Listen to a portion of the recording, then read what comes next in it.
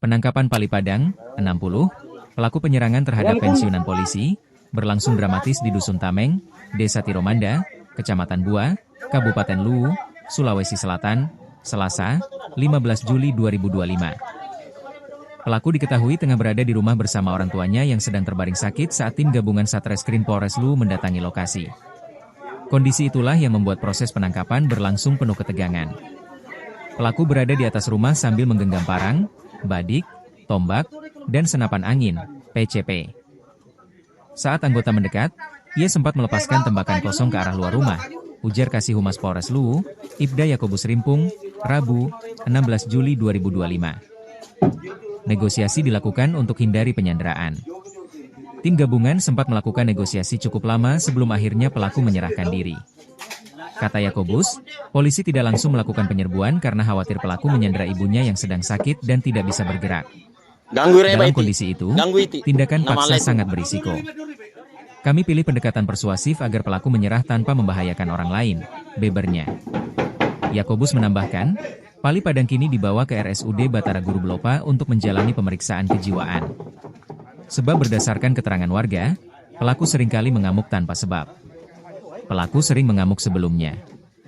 Karena itu kami lakukan observasi medis untuk memastikan kondisinya, akunya.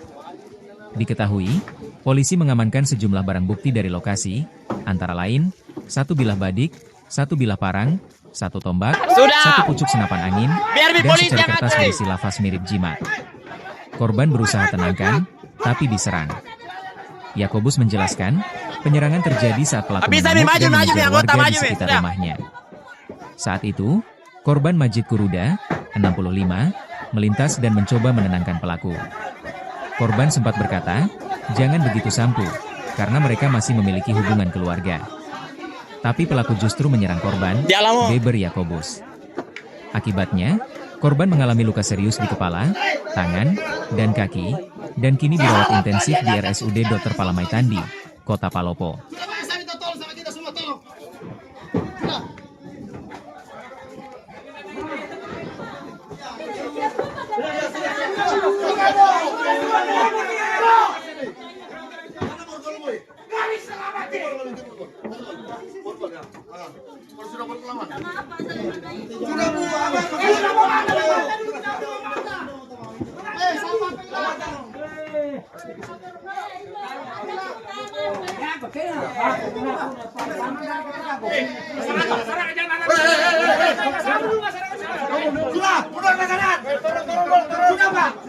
Sudah.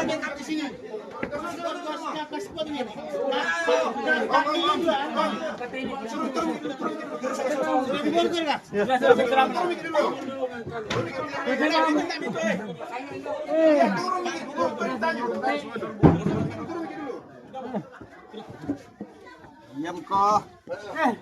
Jangan mas tunggu nanti periksa semua. Kasih berdiri. Baru periksa, geledah semua. Geledah.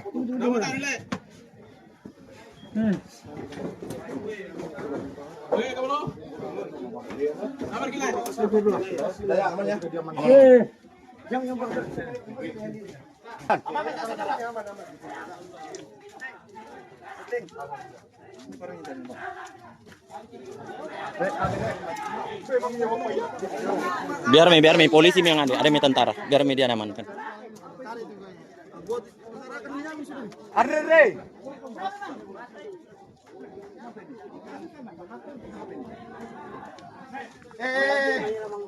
Turun. Saya mengerti persamu, saya pahami persamu. Tapi sudah. Saya mengerti paham persamu, saya pahami. Sudah. Ada apa di sini? Sudah. Ya, turun. Aman. Oke, siap. Aman. Sudah. Aman. Siap. Tidak aman.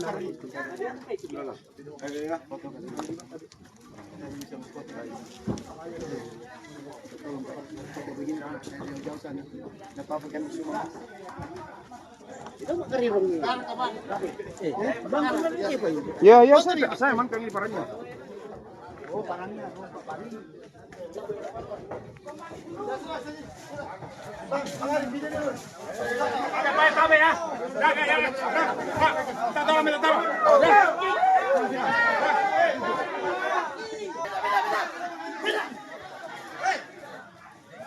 Pindah saya sama awas, saya jalan, hei. Jangan ganggu saya. Kalau kamu nanti ganggu lagi. Jangan kamu ganggu. Tidak ada.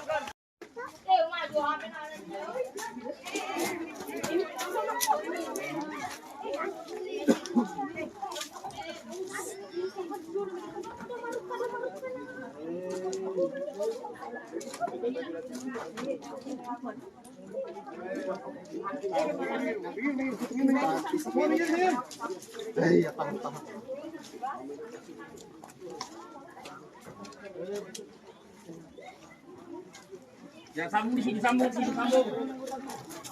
Anggota. Aman jadi situ. Ayo buka. Pindah. Ini situ. Di mobil mana nih? Mobilnya semok kan? Real. Mobilnya semok. Mobil apa? Yang satu kemudian. Hah? Yang satu kemudian.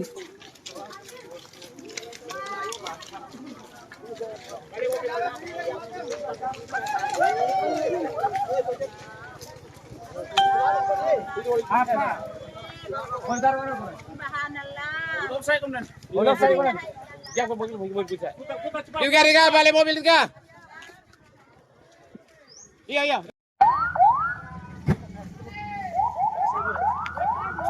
Assalamualaikum warahmatullahi wabarakatuh. Selamat sore. Izin melaporkan, kita baru saja dari satu lokasi yang mana ada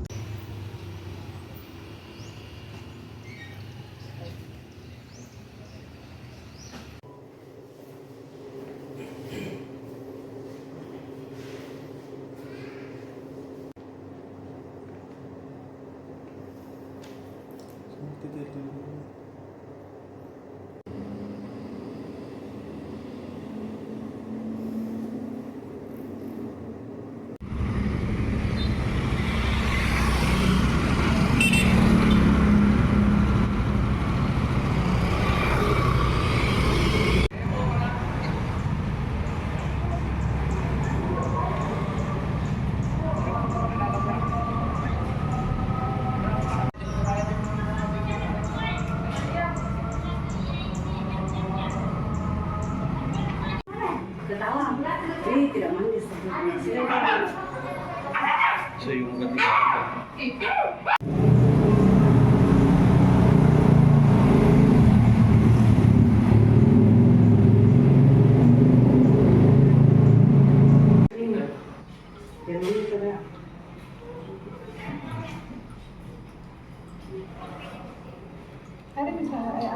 katanya konteks kuliahnya udah jatuh bunyi tangannya, ayo langsung selompatin. Nah, apa pun itu?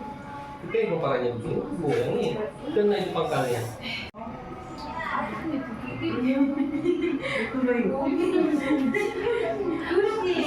Iya, ada apa?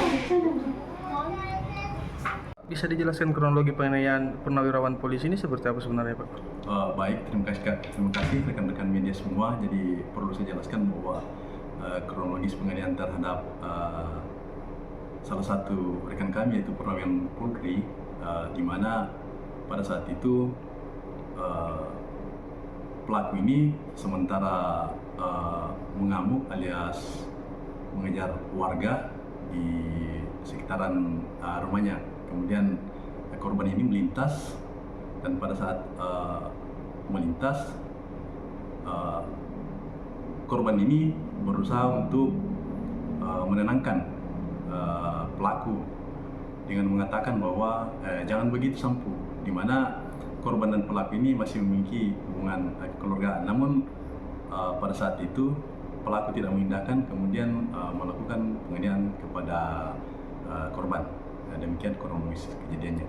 Kali ini kan ada informasi bahwa pada saat proses penangkapan, apakah memang betul pelaku ini sempat menyandra dan ada beberapa senjata tajam dan senapan angin yang digunakan untuk bertahan?